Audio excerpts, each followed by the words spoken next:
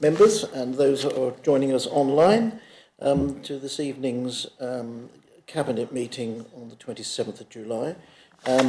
We also welcome this evening on item 6, I believe it's Cathy Nelson.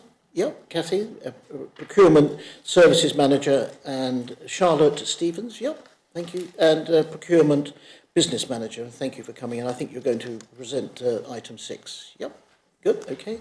We've also got officers here, Joe Powell and Ben Burton, who will be giving some guidance as we go through the agenda this evening. So if I can just ask members to authorise me to sign the minutes of the last meeting, which was on the 15th of June. So moved. Thank you. I can move that to the left, please, Philip. Thank you. Oh, there's a pen coming with it. Okay. Apologies for absence, Lisa, please. Yes, Chair. Councillors Delaney, Giawan and McCourt. Thank you. Are there any additional agenda items? There are none. Thank you. Urgent decisions? There are none. Thank you. Disclosure of interests and dispensations. To receive any disclosures by members of disclosable pecuniary interest and other registrable interest, non-registrable interest in matters on the agenda, and the nature of any interest and details of any dispensations obtained. Members are reminded of the need to repeat their declaration immediately prior to the commencement of the item in question. No declarations? Thank you. There are none, so we move on to the first item, which is agenda item 6, sustainable procurement and social value policies. We have Cathy Nelson here this evening with Charlotte Stevens, which will present the report. And this is a recommendation to Council that the sustainable procurement and social values policies be approved and adopted. Thank you. Thank you. So the policies have been created to give both suppliers and officers confidence in social value and sustainable procurement practices. They aim at guiding officers and suppliers in creating additional benefits for the community when going out to tender and through the life of the contract. They align with corporate objectives and they create a common goal framework for both officers and suppliers. So they've been created in collaboration with the hub member authorities with the aim to create consistency and a unified approach to social value and sustainability, which also supports the preparation for LGR. We'd like approval from Cabinet for these policies. I think they need to go to full council, but to be adopted so that we can use them in the approach to social value and sustainability. Thank you very much, Cathy. Are there any questions from members? Councillor Projak, Sue. Thank you. Thank you for that presentation. I was looking for the actual definition of social value because it seems to me that absolutely everything this council does has got social value in some way or other. And so I was looking for the definition, but then, and obviously we all support this, but I was a little bit discouraged, you'd say, by the actual wording of it. I mean, my mother used to have an expression that, what was it? Good words don't butter any parsnips. Whatever that came from. Fine words. Fine words don't butter parsnips, that's right. And there are a lot of fine words in here. And the fine words, and I was looking for something really a bit stronger. And I just would like an explanation from you about what tick boxes you will use to actually say, oh, they've done that, that's good, we'll give them an extra point. Because you use the words encourage suppliers to consider sustainable procurement and social value. And encourage to me is not saying, come on, you've got to do this. So that was the only little bit of question I had about it. Thank you. Yes, that's a fair point. We use the word encourage because we can't enforce, but what we do is in all our tender documents we do put in quality criteria on both sustainability and social value, and we are monitoring that throughout the contract. So in a year's time, once the policies are embedded, we'd hope to bring out some KPIs to actually show what is being delivered. There are already projects that are delivering social value, and we've been doing it for quite a while now. Since 2011, when the Social Value Act came in place, we have been requesting social value in our contracts. But what we wanted the policies to do is actually to bring officers on and to have something that we can actually say, right, here, the council, you're telling you now that you've got to do this, rather than just doing that encouragement. So this is basically encouraging good practice, isn't it? Councillor Timpey, Hazel? Yeah, thank you for this. No, I was just going to mention that our BIFA contract has social value in it, and I would think most of our major contractors already recognise social value. So I would think this is more like sort of mid to lower range contractors rather than the really big major ones, because they're already on board with it, because it came in as a law, didn't it? So, and BIFA do a very good job of it. Thank you. Can I just ask another question? Because right throughout the report, it's talk about Rother District Council and our idea of getting every policy up to date and getting all our policies ready. So what will happen at LGR? Then you just take that word out, those words out and substitute? How will it work? I'm sure Lorna can guide us on that. She may have some input.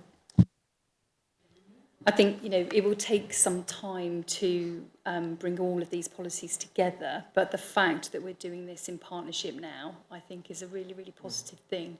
I haven't looked at those outside the partnership in terms of what they have, in terms of a social value policy, or the other one's the sustainability policy, isn't it? But I think it's a really, really good start that we're bringing this together now. And as you say, Councillor Prochat, we're sort of getting our house in order for the transition that's to come. Did you want to add anything, Kathy, to that, or Charlotte? Yeah, well, there was a working group when putting these policies together, both of them, and that did include all 5 district and boroughs, and I believe it was East Sussex. Yeah, discuss. It was discussed with East Sussex as well, so everyone has had some form of input into them, but Rother, Wilden and Hastings are all following the same structure. That's excellent. Yeah. Are there any other questions? No, there are not. If somebody would like to move that we support with existing legislation and very good practice regarding social value and sustainable procurement into as many contracts as possible.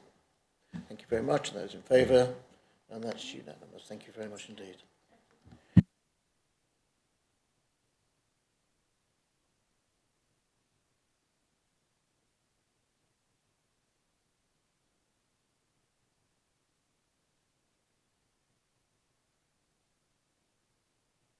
Safe journey home. Right, next item, agenda item 7. This is the Town Hall site housing options. This is your report, Joe, or Ben's report. Yes, good.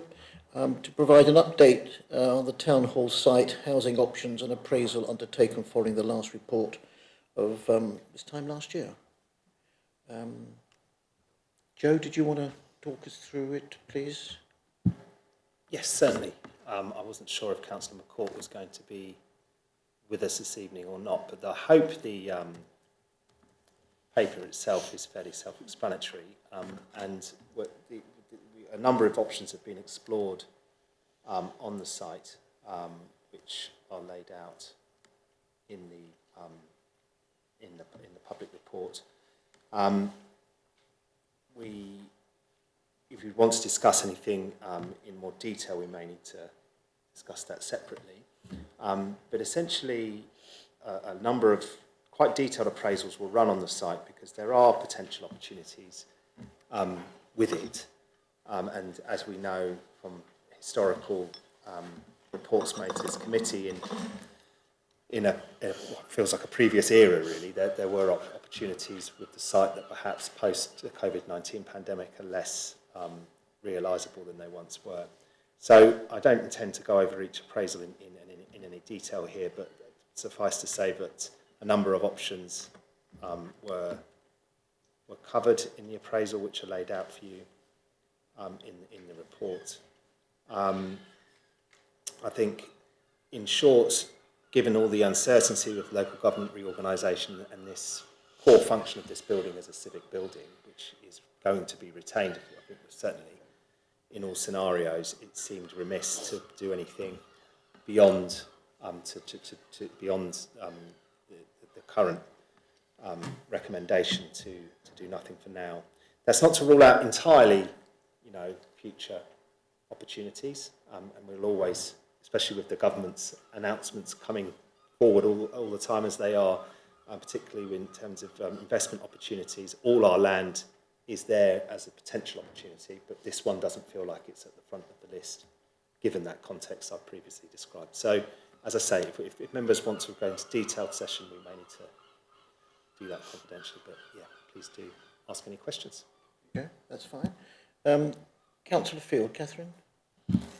Yes, thank you. A few things. First of all, I think it's an enormous shame that we are discussing this now when we've owned this land for a long time and it's been waiting for something to be done with it, and it's a little late, is thing one. Thing two is I really don't think we should let the spectre of local government reorganisation tie our hands and hamstring us. We need to do what is right for our council's sake, because we haven't had the statutory instrument yet. We're still an independent council, is thing two. And thing three is, I can just see a headline now. Well, the district council agrees to do nothing, which would be a shame, really. And I think we should go all out with the comms to make sure that that doesn't happen and we get our retaliation in first. Thank you. Any other comments? Councillor Timpey, Hazel? Yeah, I'm sorry, Councillor Field, but that headline's already out there. Are there any other members? Do nothing again, then.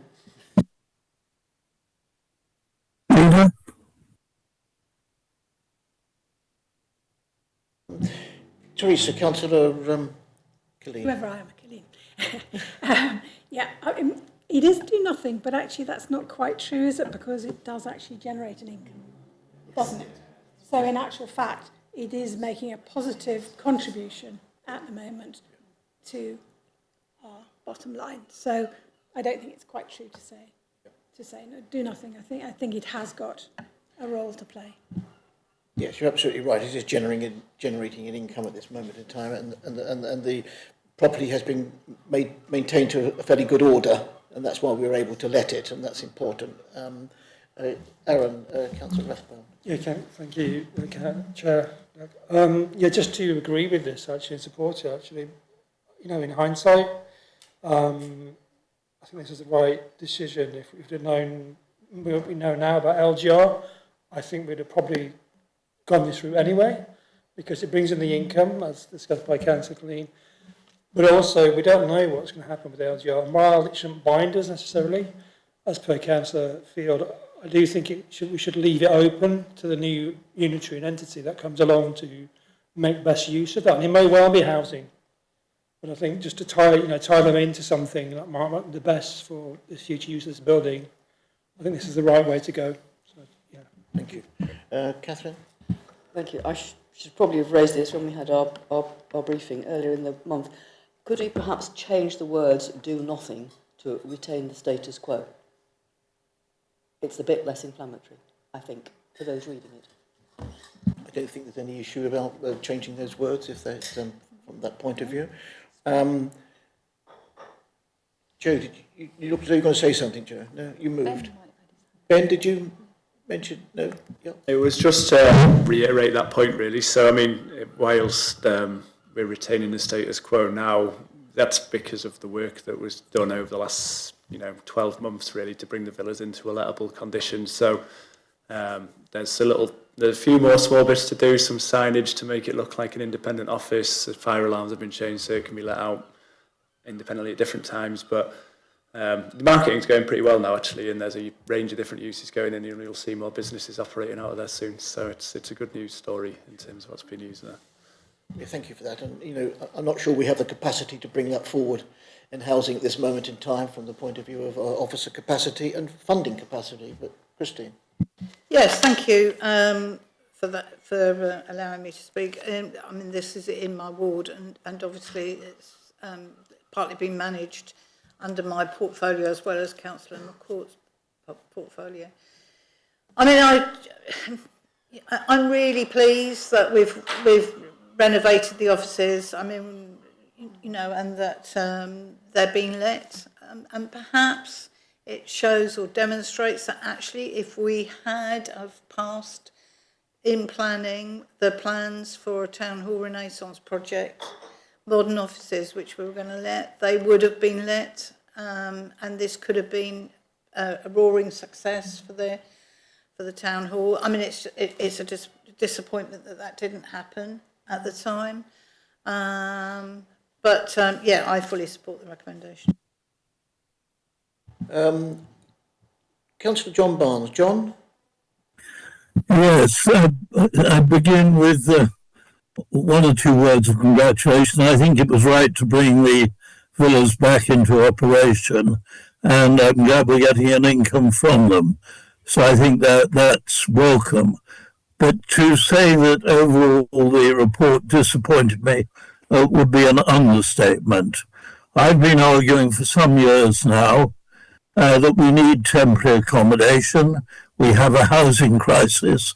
We have a temporary housing problem.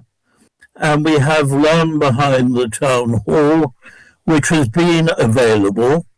One of the assumptions which I find very curious, given that Bournemouth has built over car parks, is that we would lose car parking space when we could build over the car parks, and we could actually be using new methods of construction, which could be pioneered here, and you would get temporary accommodation, and that is actually just about viable, certainly with grants available from the central government, would be viable.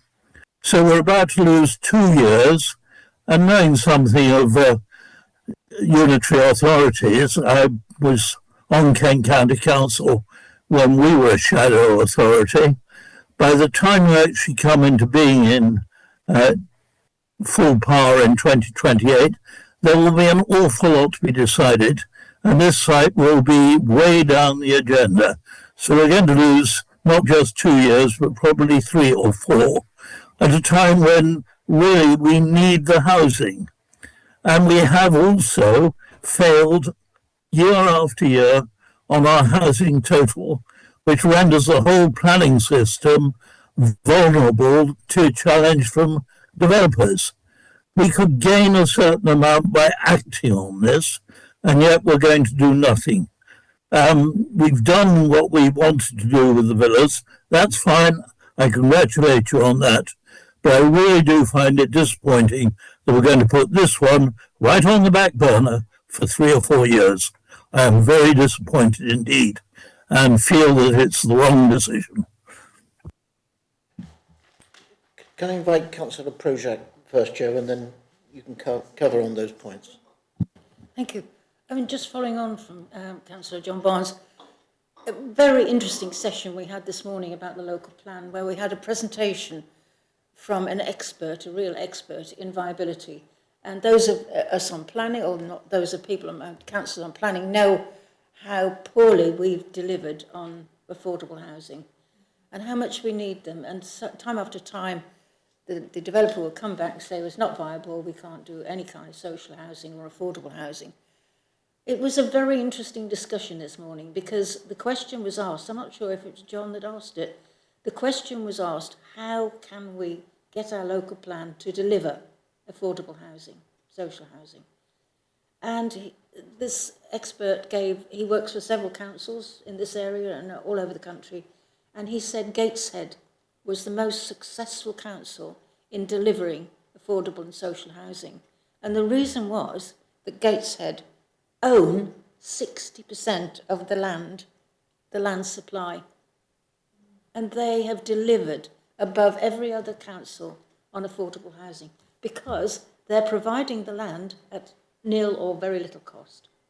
And so that it's viable, it can get built, which is actually building on the point that Councillor John Barnes is making. I thought that was a really interesting point.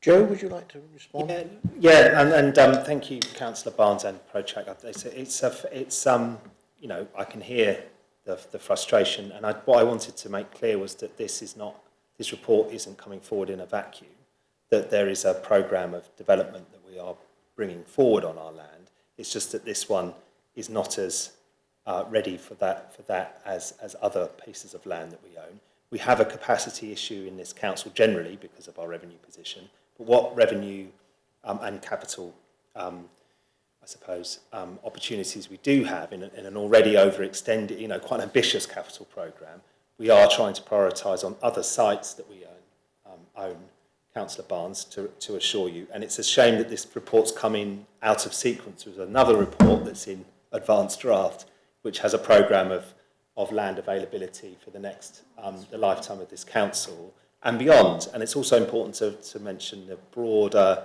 context of the mayoral authority coming in as well and the opportunities that will come through that channel in the next few years too. So while I take the point on this specifically, it is a shame that it's come out of sequence with that more ambitious report, Councillor Barnes, which it might help actually in your capacity as the former chair of the Task and Finish group, which has finished.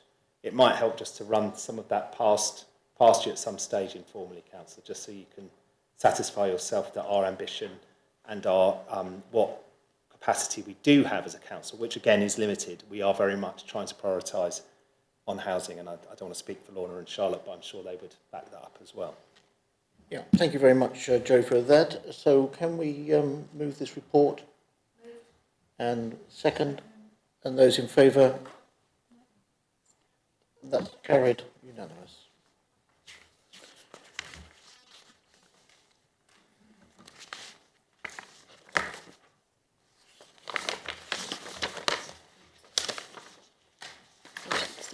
Yes, I'm just looking at my... So you've got the main report there and those are the confidential. Yes, that's right. I was looking for 61. I think this is where they got a little bit... yeah, it's just got a little bit out of... Okay, thank you. So we move on to the next item, which is agenda item 8, the West Station Bexhill. Are you going to present this report, Christine? Yes, I've a few things to say about this. So this report asks a Cabinet to approve the officer recommendations set out in exempt Appendix 1 in relation to West Station Bexhill.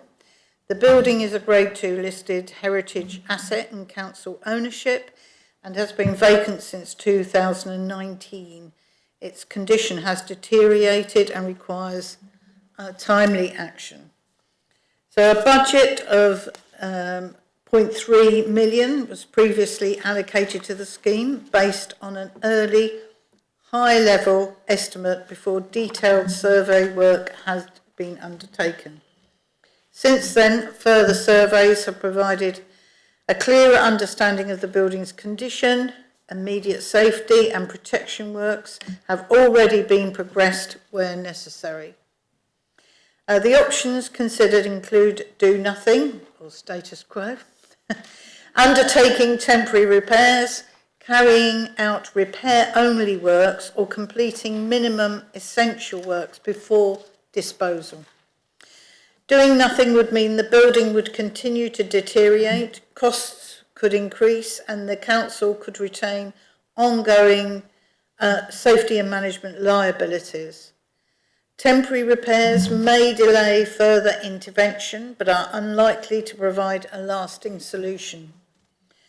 Repair-only works would address some structural issues, but would not create an occupiable or easily lettable building. And minimum works and disposal would mean only completing further works necessary to make the building safe and slow further deterioration before progressing disposal. The council will lose control of a well-known heritage asset. Should this option be selected, it is proposed that careful consideration is given to the approach to marketing the site. The approach set out in the exempt Appendix 1 seeks to balance heritage protection, financial risk, operational practicality, and wider regeneration considerations. It recognises that the council must act responsibly to protect the asset and manage safety risks, whilst avoiding a commitment to a full refurbishment scheme without a robust business case. The West Station is an important local heritage asset, and I know it is valued very highly by local people. I was there a few years back when the clock was renovated and by Bexhill Heritage, so I know the value. But its current condition presents increasing costs, safety and deterioration risks. The conclusions and rationale for recommendations are contained within exempt Appendix 1, and I would suggest that we need to, if we want to discuss those, we need to move into confidential session. Yes, thank you, Christine. I think that's appropriate to do so for all the right reasons. Lisa, can we move into confidential session? Yes, I'll move it. Move it and support that. Yeah.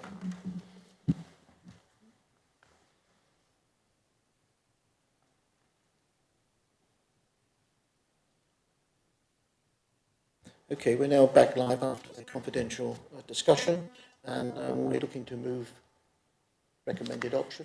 Yes, I'd like to move the recommendation that option 4 in the confidential appendix. Thank you. And there's Seconded. someone to second that? Yep. Thank you, Hazel. That's fine. And if we can vote on that, and that's moved, and that's unanimous. Thank you very much indeed. Are we there now? Yes, that was our last item. That was our last item, and that concludes this evening's Cabinet meeting. Thank you for attending. And the time is 7:05. 7:05. Well done, everyone.